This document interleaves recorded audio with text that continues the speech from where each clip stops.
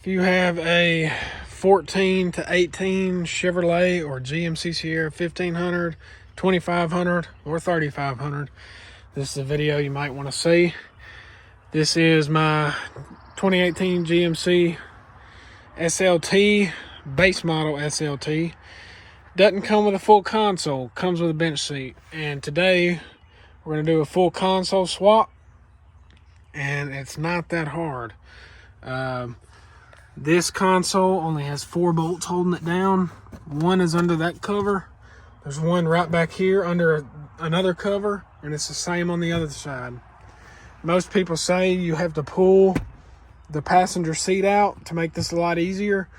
Well, today I'm going to try and leave the passenger seat in and come in through the back with the full console and see if I can't get it in here without having to pull the seat out.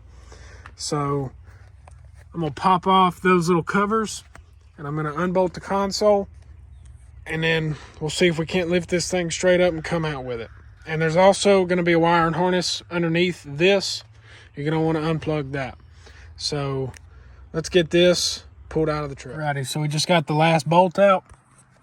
Now you should be able to lift up on this thing, and there should be a connection up under there. You're going to want to reach under there and undo that connection. And then this will slide straight out. We can go ahead and slide the new console right in. So let's go ahead and get this unplugged and get it set back here. I'll show you what the plug looks like, guys. Alrighty, guys, so I do stand corrected. These plugs are not under here. They run under the seat right up under here and plug in those 2 plugs up there. So it's kind of hard to get to without pulling the seat out, but you can do it. All 4 bolts are out. Both of these plugs are out.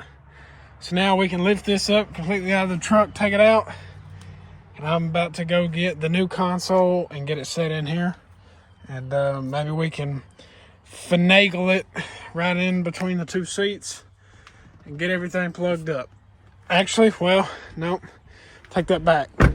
There is one more thing you have to do, and that is your little storage compartment down here.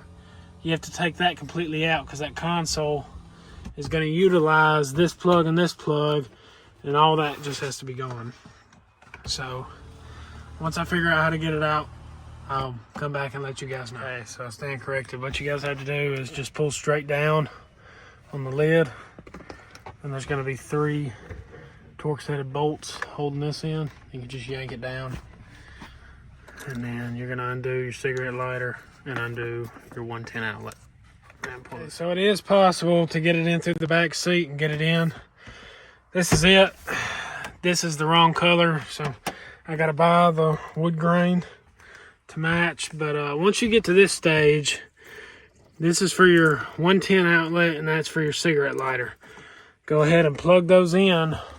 There's the 110. You'll plug it up on the bottom, and then there's the cigarette.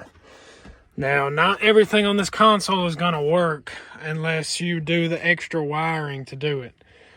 I don't want all that. I don't really care. This console doesn't have the wireless charging, so I don't have to worry about that.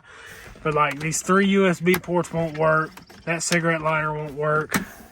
And then none of the USBs on the inside will work. Which I'm not that worried about it, because to use my Apple CarPlay, I use a long 10-foot charger and just keep it plugged in right there. So I can still have my Apple CarPlay.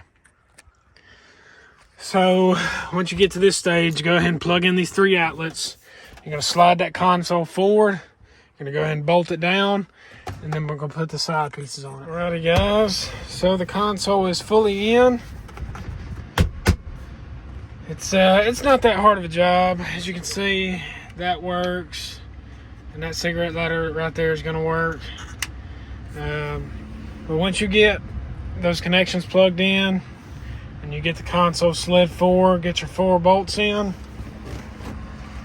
then you're going to put on these side pieces right here. This side's the biggest one because it goes all the way to the front. You're going to snap that into place, and then there's one on the passenger side you're going to snap into place. But yeah, it doesn't look bad, besides for that mismatching. But that's how you do it, guys. Not everything's going to work on it. There is a company that sells an adaptive wiring harness to power this into your factory stuff. There is a way to do it. I just don't want to do it because it's going to be a couple $100 extra for wires, and I just don't feel like fooling with it either.